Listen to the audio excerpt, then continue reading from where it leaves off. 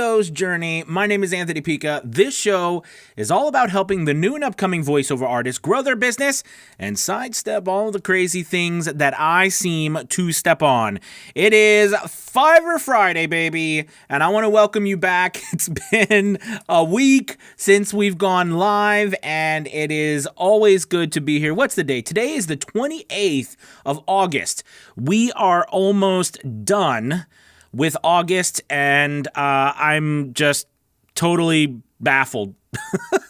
So it's nice to, at least it's nice to be getting to September and the months here where school starts, and hopefully, at some point we can get back to some sort of normalcy. But anyways, today I've got a great topic for you today, and that is, what should I charge on Fiverr? I think this topic definitely is, one of those heated topics, but I did want to talk about it today because I saw some stuff going on in our group, some questions and some things happening about prices, and also about, the methods in which we use to get business and how sometimes we can get taken advantage of. So, I wanted to talk about that with you today.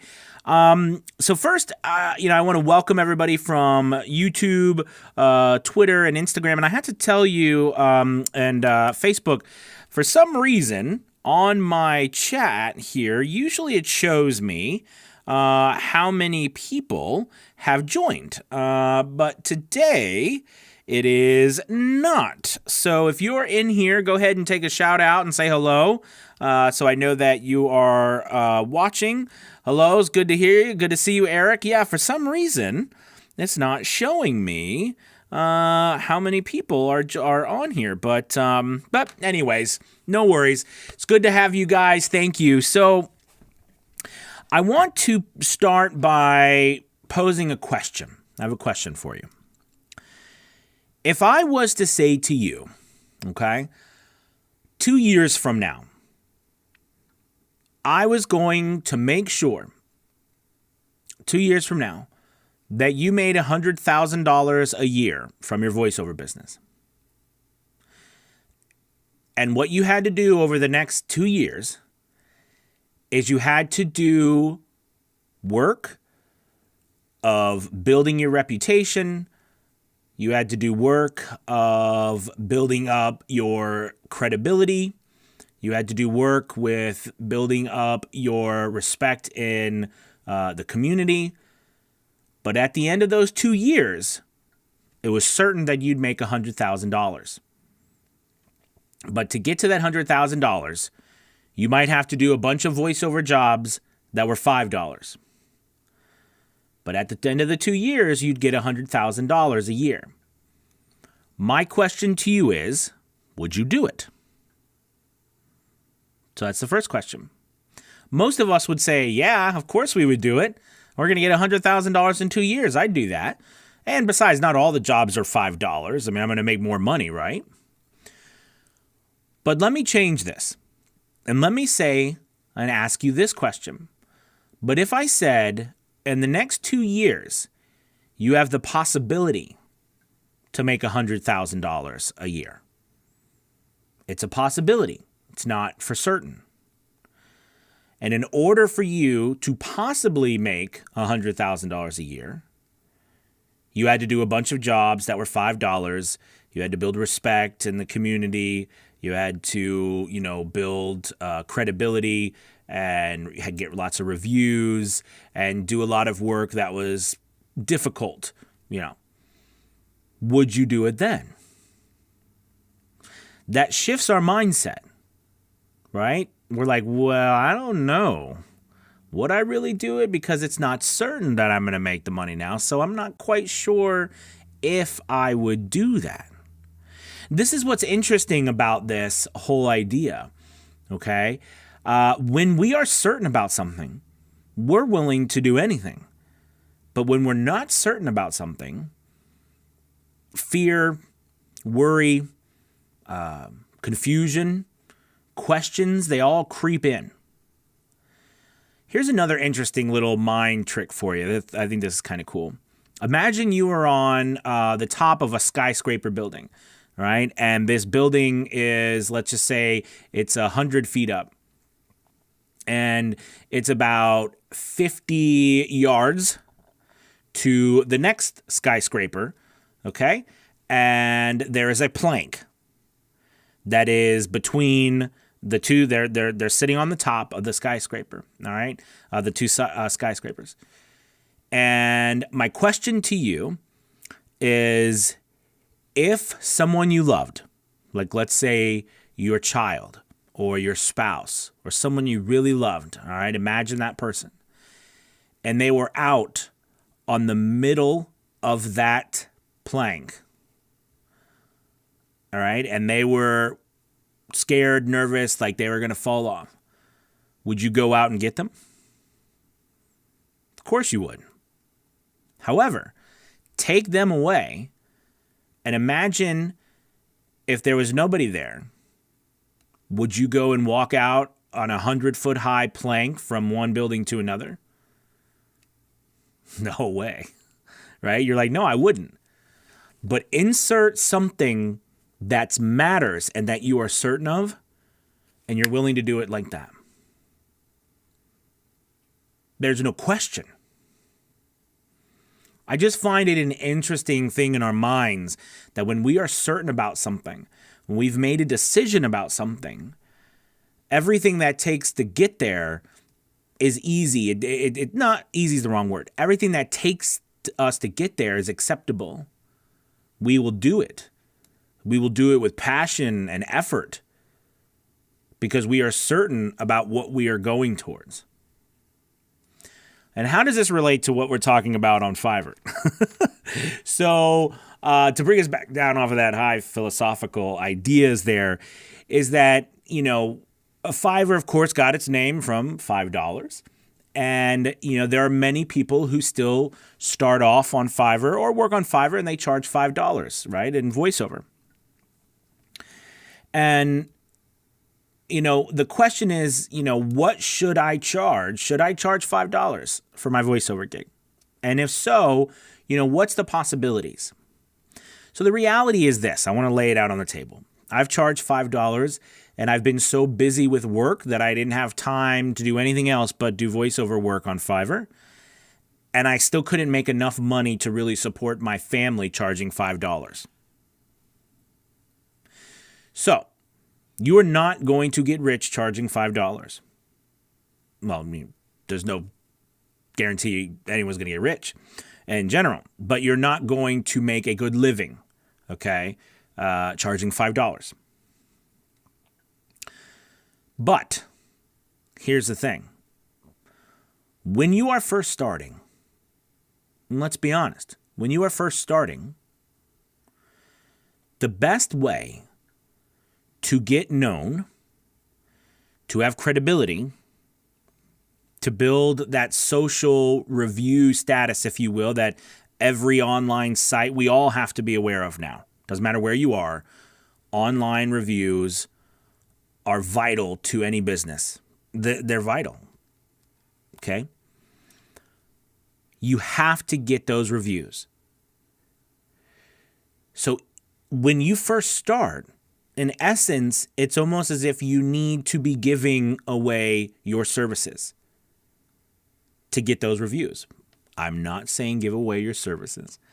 I'm just saying that if we put it in context to building up credibility, I'll never forget my grandfather owned a lot of businesses, and I think he's from that Depression era where, it's one of those things that, they looked at life a lot differently than maybe we looked at life. But anyways, he started a lot of businesses and he's very successful at them. And I'll never forget while he was still alive and, I'd see him open a business. He would do this thing where as he opened the business, there was this understanding, I guess, with him that he was trying to get people to recognize what he was doing, trying to get people to trust him and the business. And he did this by giving things away, doing discounts, being there, working himself making sure that things were available and that he was letting people try things, letting people see what the services were about. And as time went on, of course, that changed. Prices were raised, they're not giving away stuff anymore. But when he started, that was a way that he did. And I have to tell you, anything that he did, it just worked. It worked. But here's the thing, too. What he was doing wasn't based on him needing that money at first. He delayed taking any money from his business. He delayed all of that stuff. All right. Now, he had other income coming from other places. So, as we could see, that's easier like when you have a job. All right. It's harder when you don't. So there's all these different factors. But I guess where I'm going with all of this is that if you go back to that original question I had, would you do that work if you were guaranteed $100,000? Yes. Would you do all that work if you weren't guaranteed $100,000, but it was a possibility? Most people would probably say no. And that's why most people aren't successful. Now, logically, you'd say, Anthony, but it's a possibility, right? Most people won't get to that. That's the point. Most people won't do the work because they think it won't actually happen to them. And the people that do the work, that stick with it, it happens. And even if it doesn't happen, you get pretty darn close. And it is well worth it. Maybe it's not 2 years. Maybe it's 2.5 years. Maybe it's 1.5 years. The idea with $5 to me, $5 is just a random number. Could be $10. It could be $3. It could be $6. $5 is just a random number. What you're really trying to build is that credibility. So what you charge to start, if it's $5, so be it. If someone tries to, screw you over, what are you trying to build again? Are you trying to build a business that has credibility, or are you trying to make $10 instead of $5? Now, yes, I'm not naive. I know this is a tough conversation to have because, we are working hard. I know. We're working very hard at this business. But I thought it was a good conversation for us to have about there are points in our business where we have to do things in order to get to the next step. Pricing your work at $5 is not the end goal ever, right? No. Okay. But that is a tool and a tactic in order to build credibility, in order for you to raise your prices, in order for you to prove yourself, right? Prove yourself that you can do this. No one's going to start off just starting this business by charging top rates. That's silly. Who would pay? Who would go to a business that just opened as opposed to other businesses who have proven themselves year after year after year and then pay them the same amount of money or more money when they can go to the other business that's proven themselves and they can pay them and they know they're going to get an amazing product. You want to know also what it's called? The franchise phenomenon. Think about it. Now, you might be an outlier and more power to you, but most of us, we like going to franchises because we know that it works. Because they have a name. They've proven themselves over time. So we know what we're going to get when we go there. These are just ideas and thoughts that I'm rambling on with you. All right? But I want to say that first and foremost, you charge whatever you want for your business. It's your business. But don't look at it if you decide to charge $5 as a bad thing. Look at it as a stepping stool to charge $10, $15, $20, $25, $100, $200. Look at it as a stepping stool, not an end goal. Okay. Also, here's another little tip. I know somebody asked, this was in our group and it was a question that kind of spurred this conversation with me, or this conversation I'm having with you. And the question is that what had happened to them was they had prices set at a certain rate, and someone had submitted a job that was way over what they started, what they had, put out as their rates. So they had sent a script to them that was 3 times the size, but only was paying for, if it was 150 words or it was 300 words or something, they were only paying for that, but they sent them a script that was like 750 words. Okay. This used to happen to me a lot. And I think the person talked about, they tried to let them know they needed to pay extra, which was the right thing to do. And then the clients, no, I don't want to do that. Just do it and we'll send you more work in the future, which is BS. Right? I could tell you that whenever a client tells you, hey, we'll send you more work in the future, just no, thank you. Okay. And that's just from years of me doing this. However, I know the person said in the group that they went ahead after they said no, they went ahead and canceled the order. And this is just my humble opinion and what I would recommend that you do, because I went through this time and time again. Don't cancel the order. Do the job, get the review, then block them so that they can't order from you again. But whatever you do, don't cancel it. Yeah, they got one up on us. It happens. But don't cancel the order, because the order affects your algorithm, affects your rankings.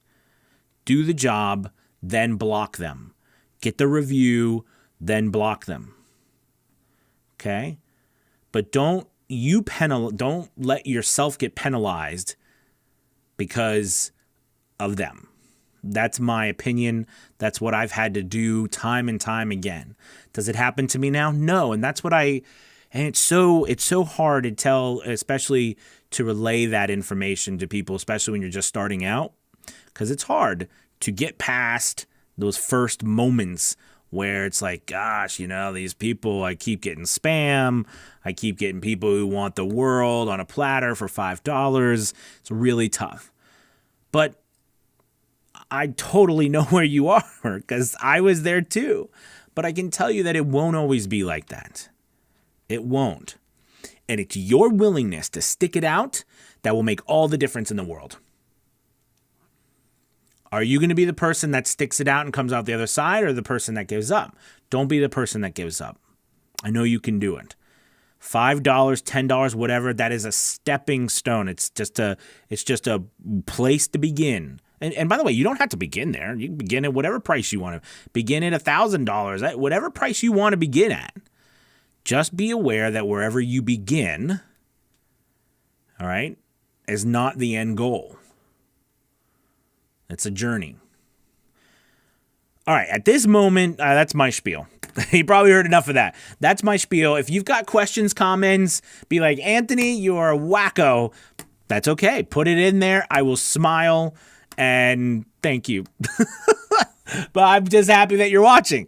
So go ahead, and if you've got questions, comments, anything, put them in the comment section right now. I will answer them, have a conversation with you, hopefully help out, and see where I can help your business. All right.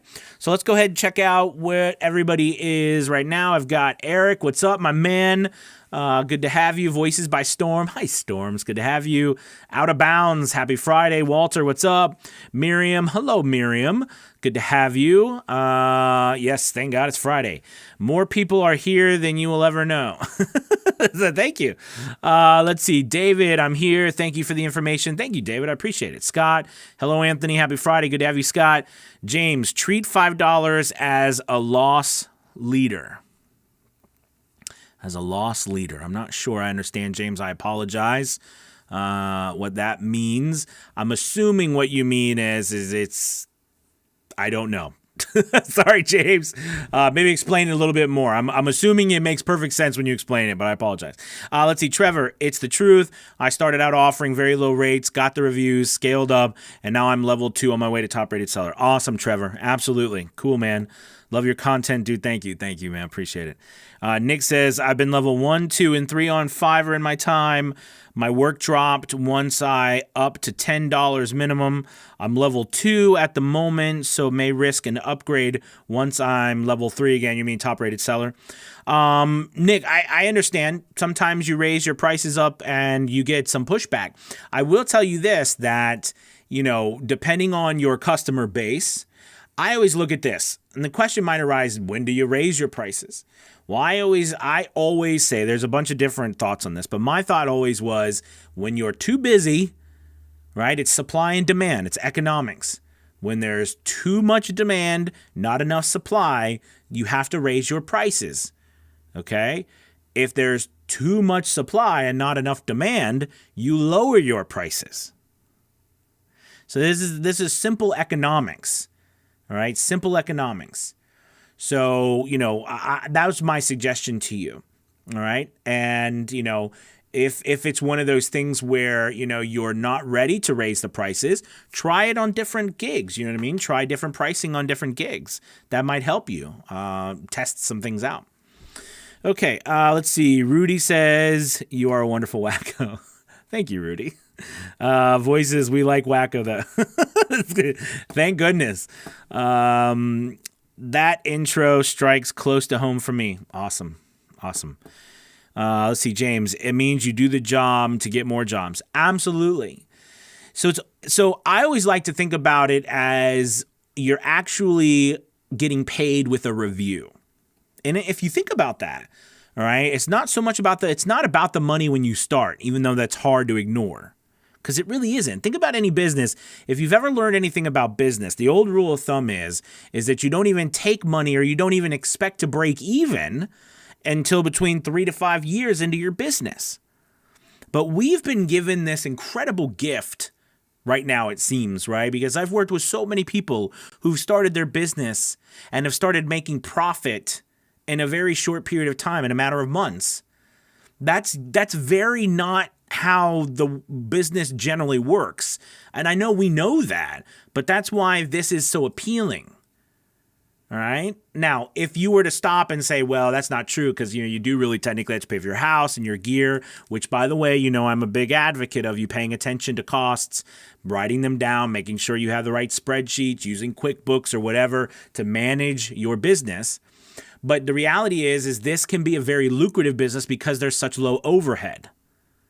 Very low overhead. We are the only, we could do so much on our own and leverage all of these online sites. So like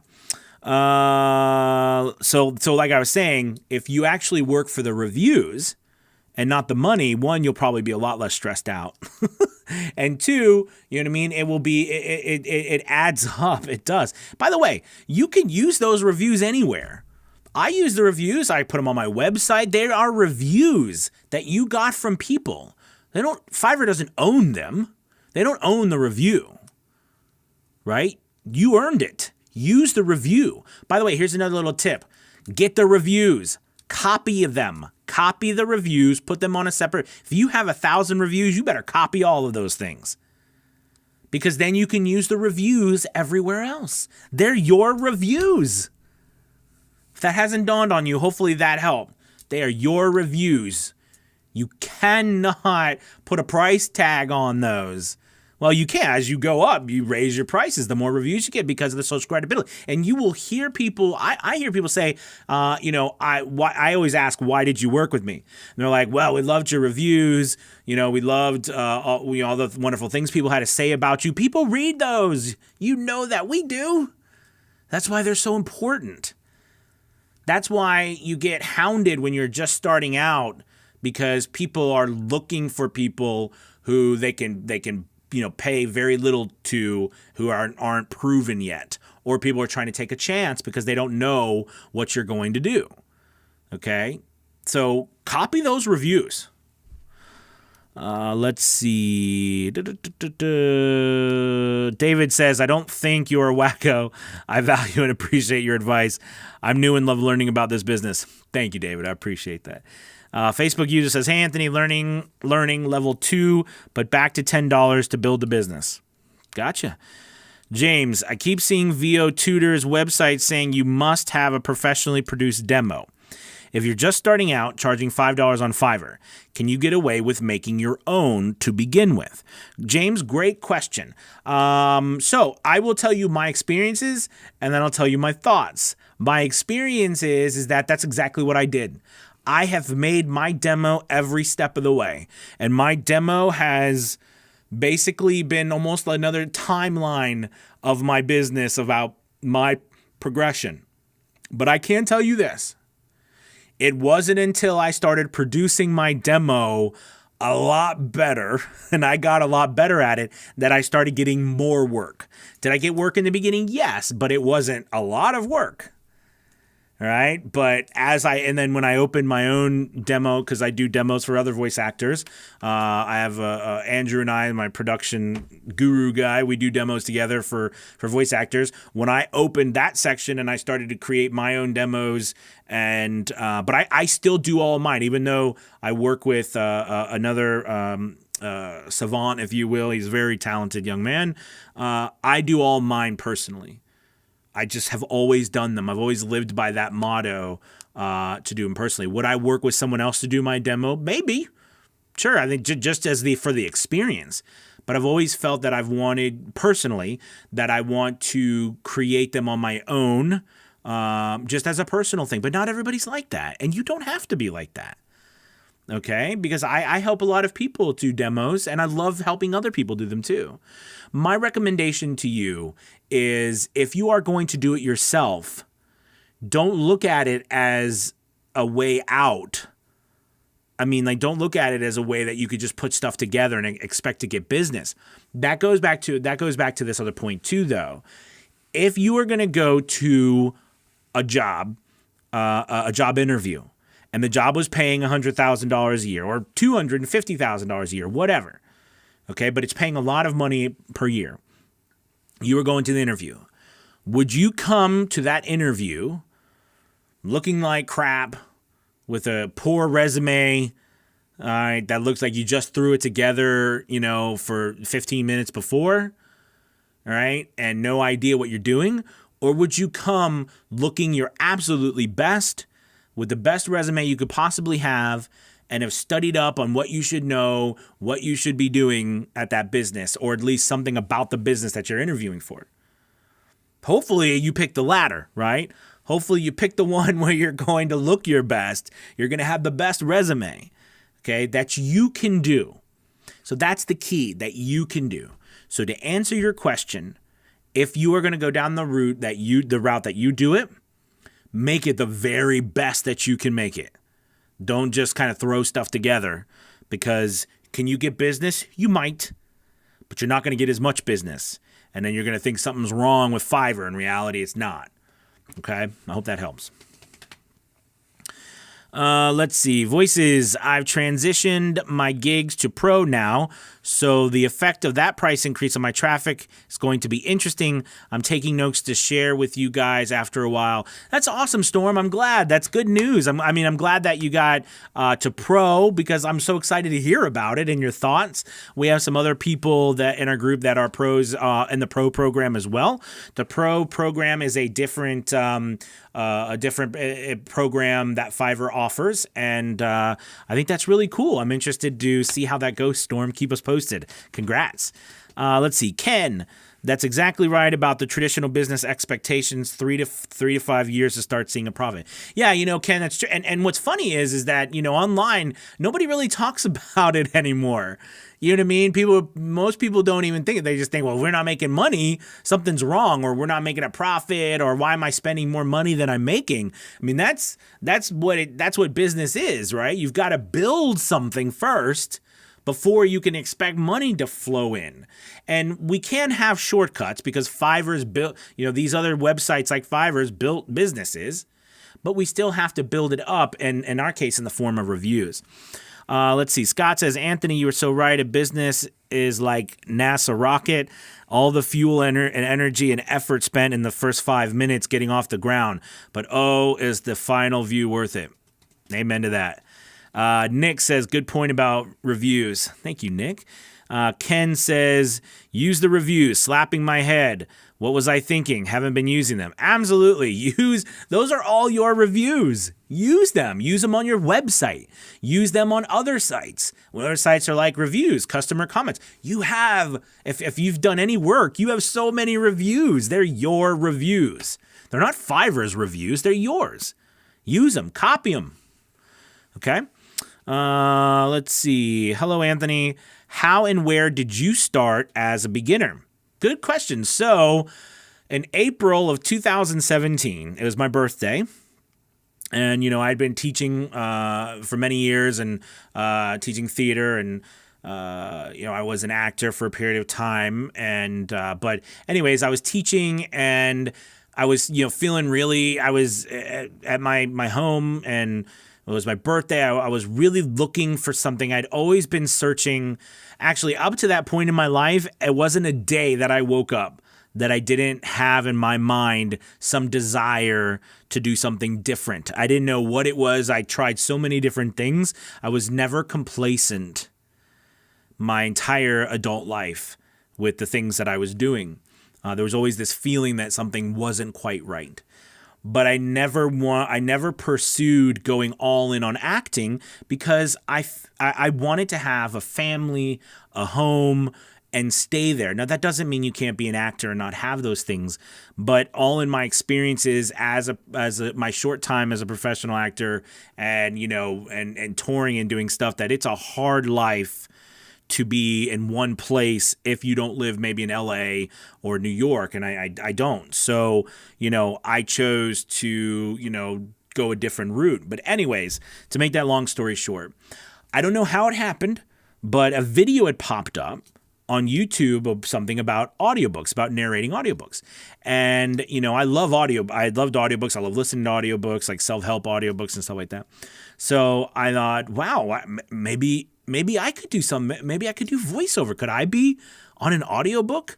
Right? And I thought, oh, this sounds really cool. So I went out and I bought a $40 microphone from Best Buy because that's the only microphone my wife would let me buy. And rightly so, she was absolutely right because I tried so many things and spent so much money and, really came up short a lot of times. And I bought a $40 microphone. My mom had given me a $200 gift card to Lowe's for my birthday. So I used that and I bought PVC pipe and packing blankets. And I created what I called my hobo fort, right? I had a little saw and I, created my hobo fort around my desk and mounted my snowball mic. And if you know what a snowball mic, it's like this round plastic, with the mic. And I mounted that on a borrowed music stand or a mic stand. And and for a while I didn't even have a pop filter. Then I ended up making a pop filter out of a wire coat hanger and old pantyhose. They actually make pretty good pop filters because you can take the wire hanger and wrap it around the microphone pole. Anyways, I started on ACX doing audiobooks. I was just so excited to actually be paid to perform. And I wasn't making a lot of money. I was doing royalty shares or whatever I could do, but I was so excited just that someone wanted to hire me to do an audiobook. I thought it was the coolest thing and I could look up myself on Amazon. I just loved it.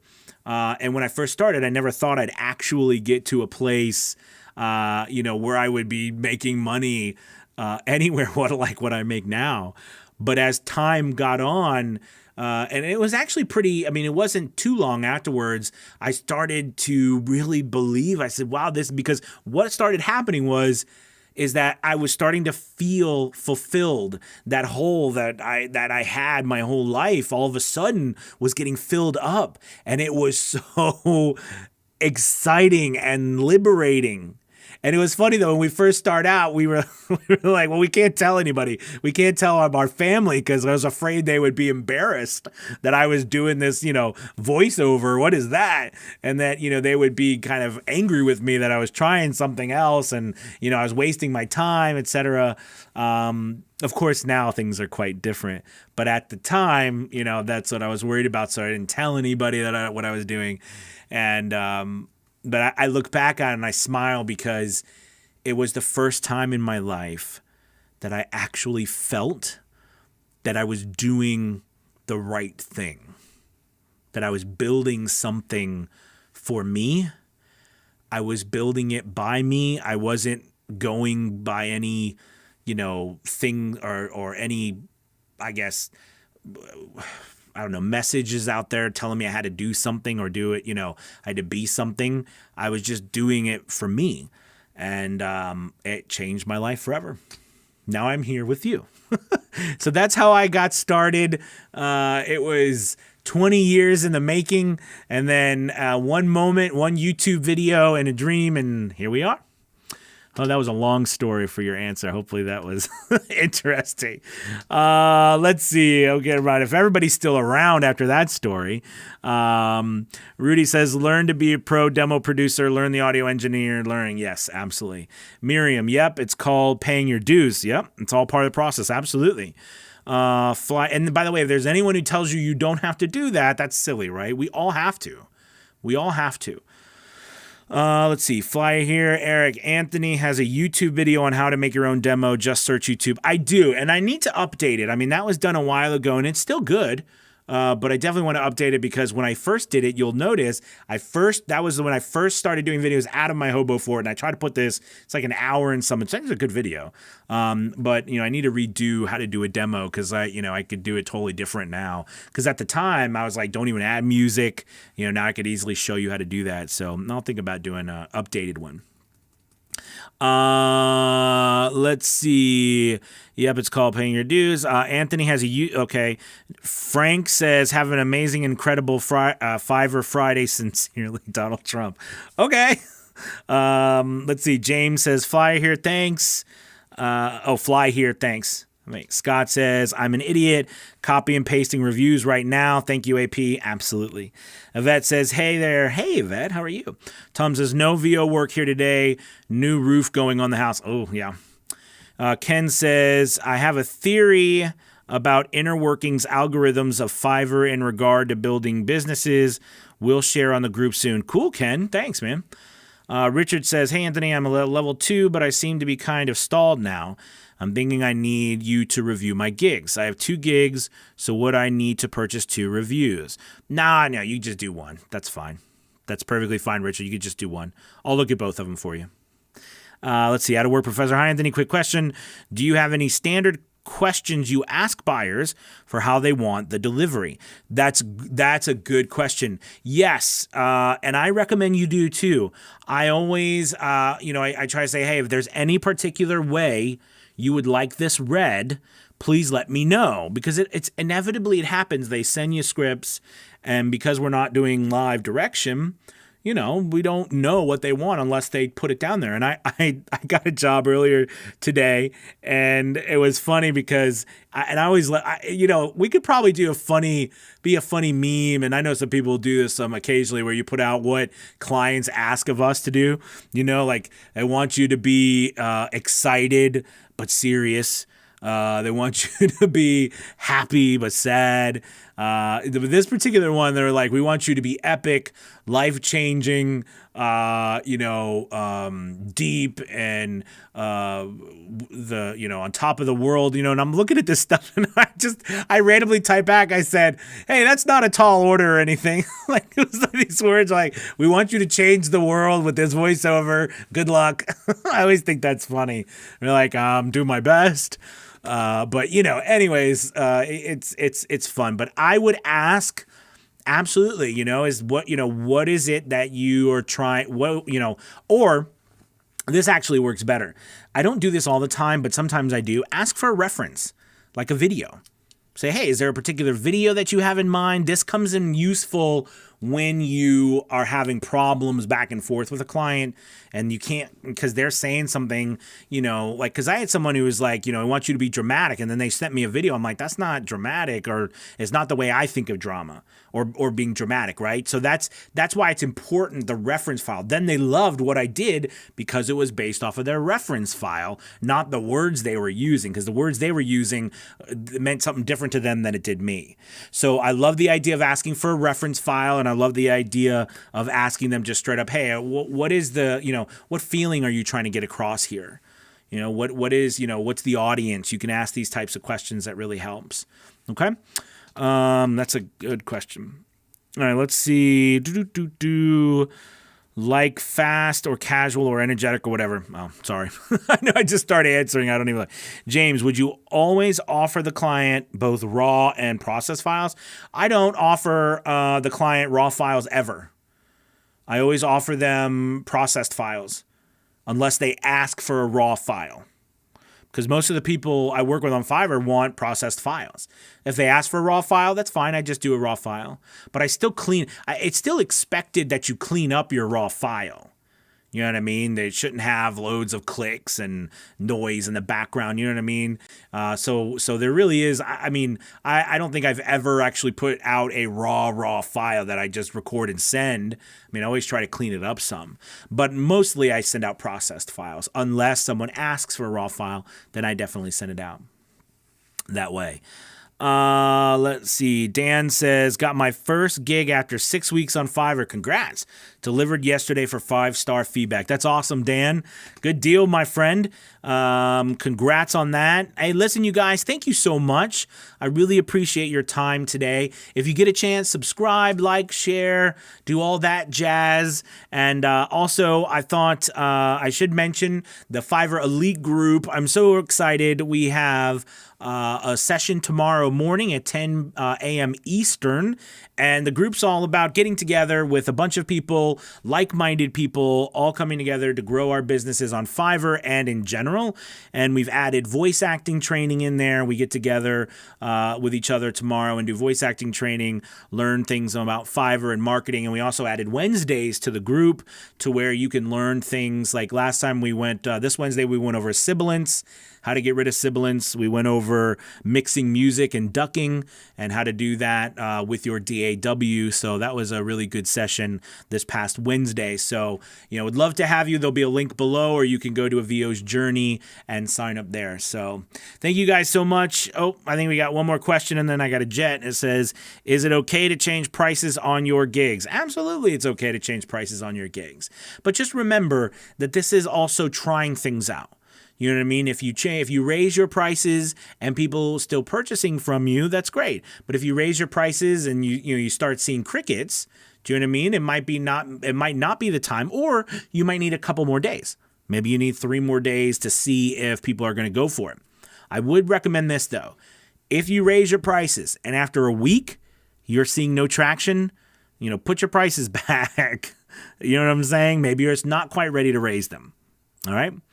Let's see. Oops. I think, thanks. You're still awesome. Okay. No problem. All right, you guys. Thank you so much. You have a wonderful weekend. I will talk to you soon.